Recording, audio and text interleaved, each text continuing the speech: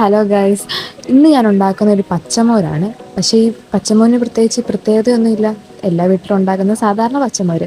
പക്ഷേ ഇതുവരെ അടുക്കളയിൽ കയറാത്ത എനിക്ക് അമ്മ ആദ്യമായിട്ട് തന്നൊരു ടാസ്ക്കാണ് അത്. പ്രത്യേകിച്ച് എനിക്കൊന്നും ചെയ്യാൻ അറിയാത്തതുകൊണ്ട് ഞാൻ യൂട്യൂബിലൊക്കെ നോക്കി എങ്ങനെയാണ് ഈ സംഭവം ഉണ്ടാക്കുന്നതെന്നൊക്കെ പഠിച്ചിട്ടാണ് ഞാൻ ഉണ്ടാക്കുന്നത്. പക്ഷെ പ്രത്യേകിച്ച് ടാസ്ക് ഒന്നുമില്ല, എളുപ്പം ഉണ്ടാക്കുന്ന സംഭവമാണ്.